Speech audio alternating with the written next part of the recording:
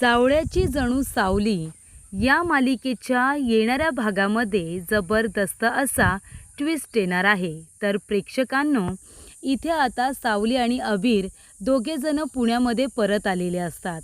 पण जगन्नाथने सावलीला सांगितलेलं असतं की अबीर बेळगावमध्ये असताना सगळीकडे फिरायचा, सगळीकडे जायचा, कारण सावली म्हणालेली असते की त्याला चार भिंतींमध्ये राहायची सवय नाही आहे, त्याला बेळगावमध्ये अख्खी पेठ ओळखायची। तेव्हा जगन्नाथ म्हणतो, पण पुण्यामध्ये तसं चालणार नाही, पुण्यामध्ये तू आणि अबीर तुम्ही दोघे जण परत आलाय आणि इथेच राहताय हे मेहेंदळे कुटुंबाला कळता कामा नये। तेव्हा सावली म्हणते की हो बाबा, काहीही झालं तरी मेहेंदळे कुटुंबाची सावली माझ्या अबीरवरती पडता कामा नये। पण प्रेक्षकांनो, नियतीच्या मनामध्ये काहीसं आता वेगळंच असतं। नियतीने ठरवलेलं असतं की लवकरच सावली आणि सारंग यांची भेट झाली पाहिजे, एका बाप लेकाची भेट झाली पाहिजे। आणि म्हणून तर नियतीने बरोबर आता सावली आणि अबीरला पुण्यामध्ये आणलेलं आहे आणि जगन्नाथ बरोबर त्यांची भेट झालेली आहे। आणि म्हणूनच प्रेक्षकांनो, इथे आता सावलीने कितीही नकार दिला तरीसुद्धा तिची आणि इथे मेहेंदळे कुटुंबाची एक प्रकारची जी नाळ जोडलेली आहे, जे नातं त्यांचं तयार झालेलं आहे, त्याच्यामधून सावलीची सुटका नाही। आणि म्हणूनच मोनिका मेहेंदळे कुटुंबाच्या जीवावरती उठलेली असते, त्यांच्या वाईटावरती उठलेली असते, फक्त आणि फक्त प्रॉपर्टी, पैसा, संपत्ती याच्यासाठी। आणि म्हणूनच प्रेक्षकांनो, तिच्या आता मनासारखं काहीही होत नसतं आणि म्हणून तिने तिलोत्तमाला मारण्याचा डाव रचलेला असतो। येणाऱ्या भागामध्ये मोनिकाने तिलोत्तमाला मारण्याचा डाव रचलेला असतो, तर तिचा अपघात घडून आणायचा आणि त्याच्यामध्ये तिचा जीव घ्यायचा असं ठरवलेलं असतं। आणि जेव्हा इथे आता तिलोत्तमाचा अपघात करण्यासाठी तिने एक खूप मोठा टेम्पो पाठवलेला असतो आणि त्याने आता तिलोत्तमाचा अपघात होणार तेवढ्यातच सावली तिथे येते आणि तिलोत्तमाचा जीव वाचून तिला बाजूला करते। पण आता एवढ्या स्पीडने सावलीने तिला बाजूला केलेलं असतं, तेव्हा सावली आणि तिलोत्तमा दोघींना सुद्धा मार बसलेला असतो। तिलोत्तमाच्या डोक्याला मार लागल्यामुळे ती बेशुद्ध झालेली असते आणि तेव्हा सावली तिला हॉस्पिटलला घेऊन जाते। तर अशा रीतीने प्रेक्षकांनो, मोनिका तिलोत्तमाच्या जीवावरती उठलेली असते, पण इथे सावलीने पुन्हा एकदा नाही नाही म्हणता आपल्या सुनेचं कर्तव्य पूर्ण करत तिलोत्तमाचा जीव वाचवत तिला हॉस्पिटलमध्ये ॲडमिट केलेले असते। तर प्रेक्षकांनो, येणाऱ्या भागामध्ये कशा पद्धतीने या गोष्टी पुढे घडत जातात आपण सविस्तरपणे बघूया। तर प्रेक्षकांनो, इथे आता तिलोत्तमा सारंगला म्हणत असते की तू पुन्हा एकदा ऑफिस जॉईन कर। तेव्हा तो म्हणतो की मी पुन्हा ऑफिस जॉईन करणार नाही आहे। आणि एका बाजूला मोनिका आणि राजकुमार हे दोघे जण सावली कॉस्मेटिक हे जे प्रोडक्ट आहे ना, त्याच्यावरती आता शुभ्राचं नाव द्यायचं असतं। सावलीच्या नावाने सुरू केलेला ब्रँड त्यांना आता बंद पाडायचा असतो आणि त्या ठिकाणी आपल्या मुलीचं शुभ्राचं नाव द्यायचं असतं। तिलोत्तमा त्याला कन्व्हिन्ससुद्धा झालेली असते, कारण राजकुमार म्हणालेला असतो की सावली 8 वर्ष झाली ती आपल्या आयुष्यात नाही आहे आणि सावलीची सावली पुन्हा आपल्या घरावरती, आपल्या बिझनेसवरती पडावी अशी तुझी इच्छा आहे का आई? तेव्हा तिलोत्तमाचा सावलीच्या बाबतीत खूप मोठा गैरसमज झालेला असतो आणि तो गैरसमज राजकुमारनेच निर्माण केलेला असतो। तेव्हा इथे तिलोत्तमा सावलीला चुकीचं समजते आणि म्हणते की त्या सावलीची अजिबात सावली माझ्या कुटुंबावरती पडू नये अशीच माझी इच्छा आहे। त्यामुळे मी आता सारंगला सांगितल्याशिवाय काही करू शकणार नाही, कारण आता सावली कॉस्मेटिक हे जे काही आता सनस्क्रीन आहे ना, सावली सनस्क्रीन हे मार्केटमध्ये खूपच जास्त नावारूपाला आहे आणि ते मार्केटमध्ये त्याचा खपसुद्धा खूप जास्त आहे। आपण जर एकाएकी नाव बदललं आणि आपलं नुकसान झालं तर एवढी मोठी रिस्क मला आता घ्यायची नाही आहे। तेव्हा इथे आता मोनिका आणि त्याचबरोबर इथे राजकुमार दोघे तिला कन्व्हिन्स करतात की आता सावली इथे नाही आहे, सारंग तिच्या आठवणींमध्ये रमत चाललं आहे, सारंगने या सगळ्यातून बाहेर पडलं पाहिजे। म्हणून मी तुम्हाला सांगते की तुम्ही तरी नाव बदला, म्हणजे एकदा का सावलीचं नाव बदललं आणि तिथे शुभ्राचं नाव आलं तर सारंगला सावलीला विसरायला मदतच होईल। त्यामुळे तिलोत्तमाला सारंगचं फक्त भलं हवं असतं आणि म्हणून इथे बोर्ड ऑफ डिरेक्टर या सगळ्यांची मीटिंग घेतली जाते आणि सारंगला समजतं की सावली सनस्क्रीनच्या ऐवजी शुभ्रा सनस्क्रीन असं नाव दिलं जाणार आहे. तेव्हा सारंग चिडतो. तो तिथे आता येतो आणि सगळं काही पोस्टर वगैरे फाडून टाकतो आणि म्हणतो, हे सगळं काय आहे? फाईल वगैरे सगळं शुभ्राच्या नावाने का तयार केलं आहे? मी आत्ता इथला CEO आहे आणि अजूनही सगळी सूत्र माझ्याच हातामध्ये आहेत. जर मी विचार केला ना, तर ज्याने कुणी ही आयडिया काढली आहे ना, त्याला मी आत्ता माझ्या ऑफिसमधून बाहेर काढू शकतो. पण हे आत्ताच्या आत्ता थांबवा. काही झालं ना, तरी मार्केटमध्ये सावली सनस्क्रीनला खूपच जास्त महत्त्व आहे. त्याच्यामुळे एकाएकी नाव बदललं तर कंपनीला त्याचा तोटा होऊ शकतो. आणि का म्हणून तुम्हाला सावली सनस्क्रीन बदलायचं आहे? एखाद्याच्या नावाने काय एवढा फरक पडतो? तेव्हा प्रेक्षकांनो, कारस्थान सगळं राजकुमार आणि मोनिकाचं असतं, पण आता कामतला या प्रकरणामध्ये अडकवलेलं असतं. तेव्हा इथे सारंगने शुभ्राचं पोस्टर वगैरे फाडून टाकत तो आता सगळ्यांना बजावून गेलेला असतो. काहीही झालं तरी सावलीचं नाव काढता कामा नये. तर प्रेक्षकांनो, आपल्याला असं वाटतं की इथे सारंग तर सावलीला विसरला की काय? पण तसं अजिबात झालेलं नाही आहे. सारंग हा सावलीमुळे जिवंत आहे असं त्याने तिलोत्तमाला सांगितलेलं असतं. ती फक्त म्हणते, तू तिच्या आठवणींमध्ये रमतोयस. तो म्हणतो, मी रमत नाही आहे, तिच्या आठवणींमुळे मी जिवंत आहे आणि आता मी हेच करणार. तेव्हा तिलोत्तमा म्हणते की ठीक आहे, मग तसं असेल तर तू ऑफिसला ये. माझं स्वप्न आता एवढंच आहे की मला तुला पूर्वीसारखं ऑफिसला येऊन काम करताना बघायचं आहे. सारंग म्हणतो, कशाला? राजकुमार दादा आणि मोनिका वहिनी आहे ना, ते दोघेजणं बिझनेस सांभाळत आहेत. ती म्हणते, अरे काय सांभाळतायस? तू जो पाया रचलेला आहेस ना, त्याच्यावरती साधी त्यांनी एक वीटसुद्धा लावलेली नाही आहे. मजला बांधायचं तर लांबच राहिलं. साधी एक वीटसुद्धा लावलेली नाही आहे त्यांनी. तू जिथे बिझनेस आणून ठेवला आहेस, आपला बिझनेस तिथेच थांबला आहे. जर तू आता पुन्हा इथे काम करायला सुरुवात केलीस तर आपल्या इथे आता कॉस्मेटिक्सचं नाव किंवा आपल्या रूपम कॉस्मेटिक्सचं नाव हे कुठल्या कुठे जाईल. पण तू येतच नाही आहेस. प्लीज सारंग, प्लीज ये ना ऑफिसला. तो म्हणतो की नाही, मी आता येणार नाही आहे. तेव्हा इथे राजकुमारला खूप मोठा धक्का बसतो.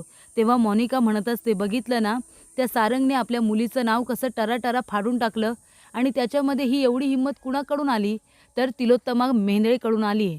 तिलोत्तमाला काय गरज होती आजच्या मीटिंगला सारंगला बोलवायची? जे काही झालं असतं नंतर सांगता आलं असतं ना.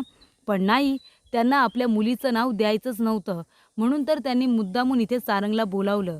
तेव्हा राजकुमार म्हणतो, सारंगने चांगलं नाही केलं हे. माझ्या मुलीचं नाव असं टराटरा फाडून टाकायला नको होतं. तेव्हा मोनिका म्हणते, मी काय म्हणते राजकुमार, सारंगला सपोर्ट कुणाचा आहे? त्याला इथे तिलोत्तमा मेंढळेचा सपोर्ट आहे. आपल्याला सारंगला ऑफिसमधून हकलून द्यायचं आहे ना? राजकुमार म्हणतो, हकलूनच द्यायचं आहे आणि या संपूर्ण आता बिझनेसवरती फक्त राजकुमारला राहायचं आहे. तेव्हा इथे लगेचच ती म्हणत असते की ठीक आहे, मग आता माझं ठरलं आहे. मोनिका म्हणते की राजकुमारला जर आपल्याला हकलून द्यायचं असेल ना, त्याचा काटा काढायचा असेल ना, तर आपल्याला आधी तिलोत्तमा मेंढळेला संपवावं लागेल. आपण एक काम करूया, तिला संपून टाकूया. रस्त्यातला एक काटा तरी बाजूला करूया, मग नंतर सारंगचा काटा काढू. काय म्हणतोय तू राजकुमार? राजकुमार म्हणतो की ठीक आहे, आता जर हे सगळं आपल्याला मिळवायचं असेल तर गोड गोड वागून नाही, आता आपल्याला रस्ता वाकडा करावाच लागेल. आणि म्हणून प्रेक्षकांनो, इथे आता तिलोत्तमा कामानिमित्त बाहेर गेले ही गोष्ट माहिती असते मोनिका आणि राजकुमार या दोघांना. तेव्हा मोनिकाने आता गुंड लोक हाताशी घेतलेले असतात. मोनिका म्हणते, काम करू का? एक गोळी झाडते आणि तिलोत्तमाचा आवाज बंद करते. राजकुमार म्हणतो की आपल्या अंगाशी येईल असं आपल्याला काही करायचं नाही आहे, त्यामुळे हे काम आपण गुंडांनाच देऊया. त्यांना आपण पैसे कसले देतो? तेव्हा इथे लगेचच मोनिका म्हणते ठीक आहे. तेव्हा गुंड लोकांना ती तिलोत्तमाचा फोटो पाठवते, पैसे पाठवते आणि म्हणते की तिलोत्तमा ज्या ठिकाणी ज्या एरियामध्ये आहे ना, तो ॲड्रेस मी तुम्हाला पाठवला आहे. तिला तिथे गाठायचं आणि ती जेव्हा गाडीतून बाहेर पडेल ना, तेव्हा तिला मोठ्या टेम्पोखाली चिरडायची. जरासुद्धा जिवंत नाही राहिली पाहिजे तिलोत्तमा, समजलं का रे? तेव्हा गुंड म्हणतात, अहो मॅडम, काम झालंच म्हणून समजा, तुम्ही फक्त कामाचे नंतरचे पैसे तयार ठेवा. तेव्हा लगेच इथे मोनिका म्हणते, तुमचे पैसे तयारच आहेत, फक्त मला तिलोत्तमाची डेथ बॉडी बघायची आहे. एकदा का डेथ बॉडी बघितली की बाकीचे 5 लाख लगेच तुझ्या अकाउंटला ट्रान्सफर होतील. तेव्हा इथे तिलोत्तमा मेंदळे आता कामासाठी बाहेर गेलेली असते. तेव्हा ती गाडीतून बाहेर उतरते आणि मार्केटमध्ये तिचं काम असतं. त्या ठिकाणी ती आता रस्ता क्रॉस करून जात असते आणि तिथेच आता अबीर आणि आपली सावली हे दोघेजण आता शाळेमधून आलेले असतात. तेव्हा सावलीने पूर्णपणे आपला चेहरा कव्हर करून घेतलेला असतो, कारण पुण्यामध्ये बरेचसे लोक तिला ओळखतात. म्हणून तिने आपला चेहरा पूर्णपणे कव्हरअप करून घेतलेला असतो. आणि मग काय होतं, चेहरा कव्हर केल्यामुळे आता आजूबाजूचे लोक काही तिला ओळखत नाही. अबीरला जरी बघितलं तरी हा कुणाचा मुलगा आहे तर सावलीचा मुलगा आहे हे अजून कुणाला माहिती नाही. त्यामुळे तिने चेहरा आपला कव्हर केलेला असतो आणि ती अबीरला घेऊन आता जात असते. तेवढ्यातच इथे भर वेगाने तिलोत्तमाच्या दिशेने आता टेम्पो आलेला असतो. सावलीला कळत नाही की काय करू, हिला बाजूला करू की मी लपून बसू. पण आता तिलोत्तमाच्या इथे आता दिशेने भर वेगामध्ये इतका मोठा टेम्पो येतोय, म्हणजे नक्कीच काहीतरी गडबड आहे हे सावलीच्या क्षणिक लक्षात येतं. आणि ती धावत पळत जाऊन तिलोत्तमाला धक्का देऊन बाजूला करते. तिलोत्तमाला एवढ्या जोरात धक्का देऊन बाजूला करते की तिलोत्तमाच्या डोक्याला मार लागलेला असतो. टेम्पोने उडून चिरडून जाण्यापेक्षा डोक्याला मार लागलेला कधीही चांगला. डोक्याला मार लागलेला असतो आणि त्यानंतरला सावलीच्या सुद्धा इथे हाताला लागलेलं असतं. तेव्हा प्रेक्षकांनो, सावली आता गाडी बोलावते. तिलोत्तमाला गाडीमध्ये टाकून तिला हॉस्पिटलला घेऊन जाते. सिटी हॉस्पिटलला नेऊन तिच्यावरती आता ट्रीटमेंट सुरू केलेली असते. तेव्हा इथे सावलीबरोबर अबीरसुद्धा असतो. तेव्हा इथे काही फॉर्मॅलिटीज कंप्लीट करायच्या असतात. तेव्हा अबीरला ती तिलोत्तमाजवळ बसवते आणि ती आता कामानिमित्त बाजूला गेलेली असते. तेवढ्यातच प्रेक्षकांना तिलोत्तमाचा अपघात झाला ही गोष्ट आता मेंदळेंना कळायला पाहिजे. तेव्हा सावली नर्सला फोन करून सांगते की मेंदळे कुटुंबाला फोन करा आणि त्यांना सांगा तिलोत्तमा मेंदळेचा अपघात झाला आहे, त्यांना सिटी हॉस्पिटलमध्ये ॲडमिट केलं आहे. तेव्हा तिने सारंगचा नंबर इथे आता दिलेला असतो. तेव्हा नर्स सारंगला फोन करून सांगते की तिलोत्तमा मेंदळे सिटी हॉस्पिटलमध्ये ॲडमिट आहेत, त्यांचा अपघात झाला आहे. तेव्हा छोटासा अपघात आहे, ते आता बरे आहेत असं सुद्धा सावलीने सांगितलेलं असतं, कारण का उगाच सारंग पॅनिक होईल म्हणून. तेव्हा नर्सने सांगितल्याप्रमाणे सारंग आता लगेचच धावत पळत सिटी हॉस्पिटलला येतो. बघतो तर काय, अबीर आता बसलेला असतो तिलोत्तमाजवळ. तेव्हा इथे सारंग म्हणतो, आई आई कशी आहेस तू? तेव्हा अबीर म्हणतो, अरे काका, अरे तू नको काळजी करूस. अरे तुझी आई एकदम बरी असते बघ, आजीला काय बी झालेलं नाही. माझ्या आईने त्यांचा जीव वाचवलेला आहे. तेव्हा तो म्हणतो, अरे पाव किलो तू इथे काय करतोयस? तो म्हणतो, मी माझ्या आईबरोबर आलो होतो, यांचा अपघात होणार होता तर माझ्या आईने यांचा जीव वाचवला बघा. मी आणि आई तुमच्या पुण्यात राहायला आलो. तेव्हा इथे आता लगेच सारंगला फार आनंद होतो. तो इथे अबीरचे लाड वगैरे करतो. तेव्हा तिलोत्तमा म्हणत असते, सारंग मी बरी आहे, मला एवढं काही झालेलं नाही आहे. मला याच्या आईने धक्का देऊन बाजूला केलं असेल आणि तेव्हा माझ्या डोक्याला लागला आणि मी बेशुद्ध झाले. बाकी मी एकदम ठीक आहे, माझी काही काळजी करू नको. तेव्हा इथे सारंग आता मनापासून थँक्स म्हणत असतो. तेव्हा इथे सावली सगळं आता दाराच्या आड लपून बघत असते. अबीर, त्याचबरोबर तिलोत्तमा, सारंग हे तिचं चौकोनी कुटुंब ती जेव्हा बघत असते ना, तेव्हा तिला खूप छान वाटतं. पण पुन्हा ती भानावरती येते. तिच्यावरती आणि अबीरवरती झालेला अन्याय तिला आठवतो. ती म्हणते, नाही, मला आता इथून जायला हवं. तेव्हा सावली त्यांच्या कुणाच्याही समोर न येता तिथून आता जायला निघालेली असते. जेव्हा डॉक्टर येतात आणि म्हणतात की सारंग मेंदळे आमच्याबरोबर या, काही फॉर्मॅलिटीज कंप्लीट करायच्या आहेत, तेव्हा तिथून आता सारंग बाजूला गेलेला असतो. तेव्हा त्या ठिकाणी सावली येते आणि ती आता आवाज जरा बदलून तिलोत्तमाजवळ बोलत असते की तुम्ही तुमची काळजी घ्या आणि आम्ही आता निघतो. तेव्हा तिलोत्तमा म्हणते की नाही, तुम्ही माझा जीव वाचवला आहे, मला तुमचा चेहरा बघायचा होता, तुम्हाला लक्षात ठेवायचं होतं, तुमचे आभार मानायचे होते. तेव्हा सावली म्हणते की माफ करा, मी माझा चेहरा तुम्हाला नाही दाखवू शकत, कारण मला एलर्जी आलेली आहे. तेव्हा ती म्हणते की काही हरकत नाही, पण तुमचं नाव तरी सांगा. तेव्हा इथे आता लगेच अबीर नाव सांगायला जाणारच असतो. तेवढ्यातच सावली त्याला गप्प करते आणि म्हणते की माझं नाव मनीषा आहे माझं नाव. आणि ती आता म्हणते की आम्ही निघतो, तुम्ही तुमची काळजी घ्या. आणि अबीरला घेऊन ती तिथून बाहेर पडलेली असते. तर इथे अबीर म्हणतो, आई तू तुझं खरं नाव का नाही बरं सांगितलं त्यांना? ती म्हणते, "अरे कुणाचा आपण जीव वाचवला तर लगेच खरं नाव वगैरे सांगायचं नसतं. अबीर, आपण काही त्यांच्यावरती उपकार केलेले नाहीत. आपण त्यांना मदत केली आहे, बरोबर ना?" तेव्हा इथे अबीर म्हणतो, "हो आई, अगदी बरोबर."